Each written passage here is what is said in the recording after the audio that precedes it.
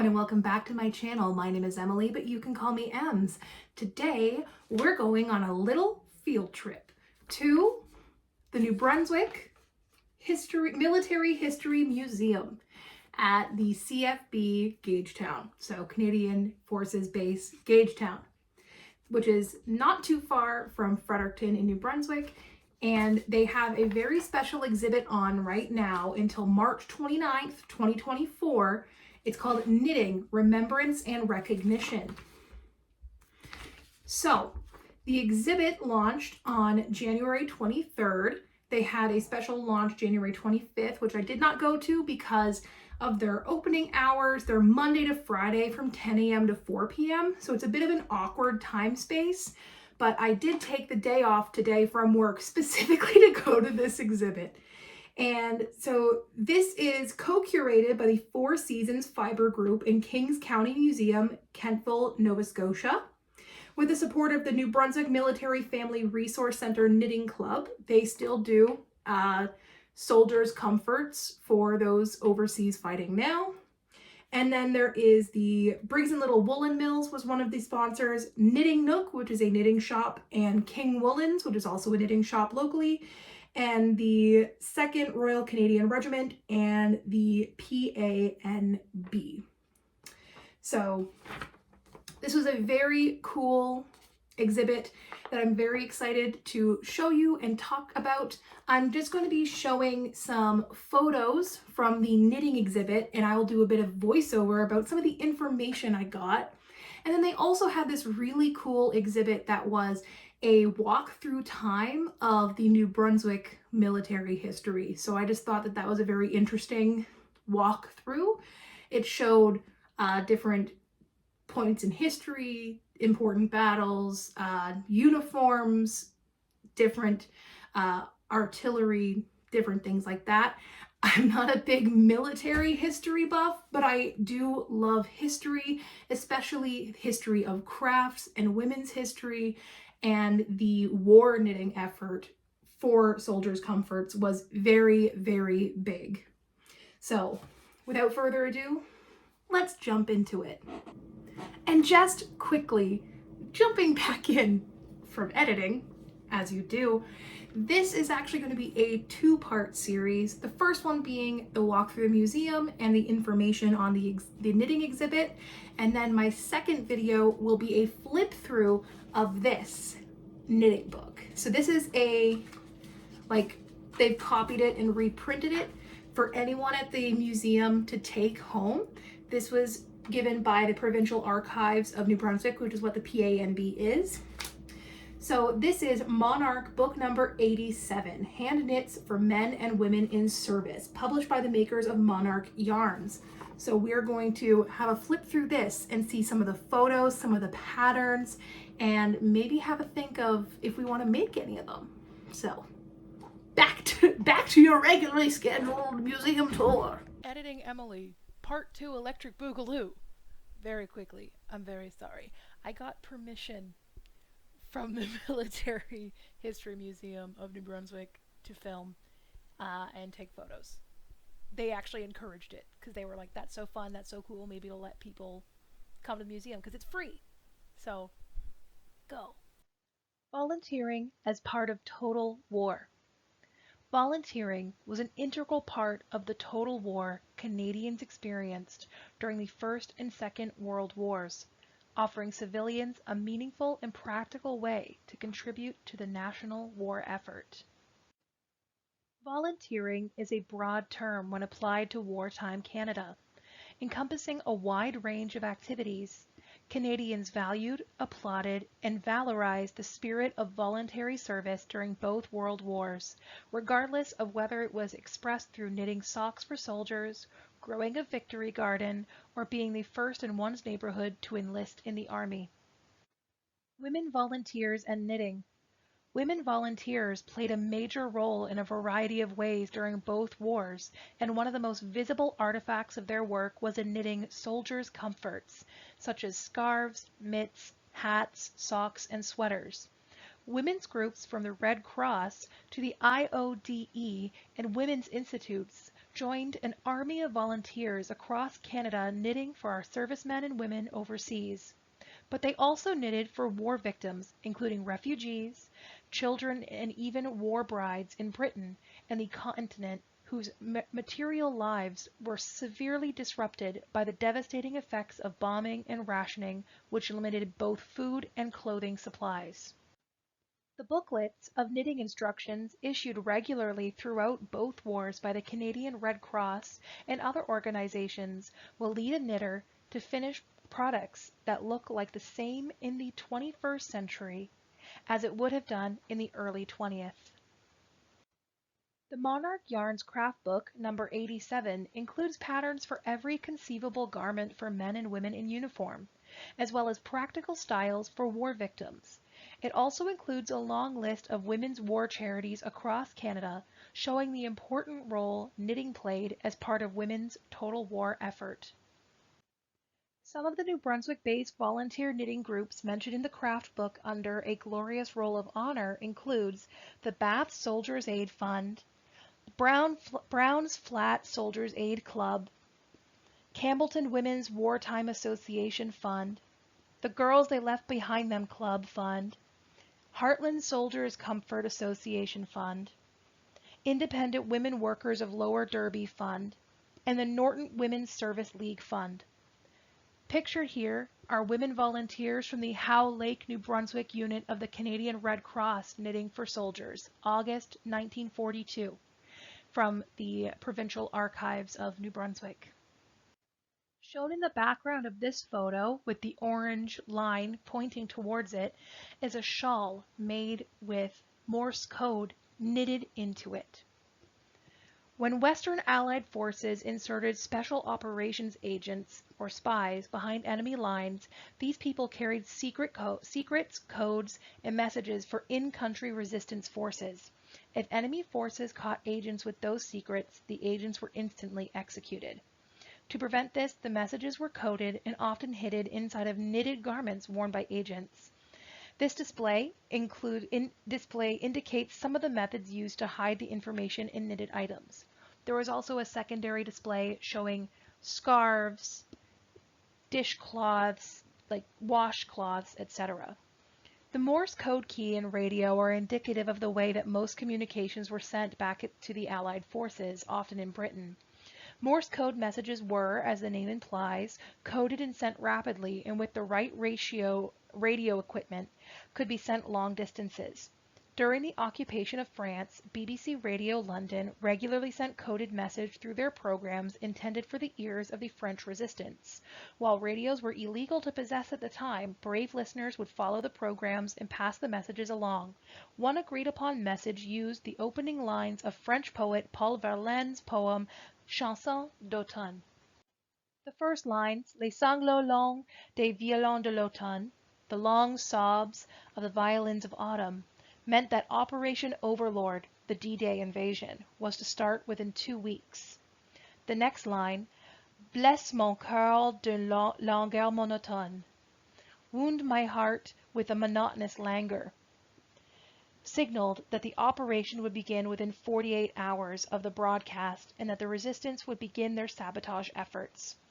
The coded message begins with 91556, representing the time, 9:15, and date, 5th of June, of the broadcast. The 5V is a reference to the commonly used code by the Allies of the distinctive first 5 notes of Beethoven's Fifth Symphony. The Roman numeral 5 was a V representing victory. Then the message follows, letting the decoder know that Operation Overlord was close at hand. The message was represented in knitting by using Morse code. 3 pearls represented a dash, and 1 pearl a dot. 3 knit stitches separate characters and 7 knit stitches between words.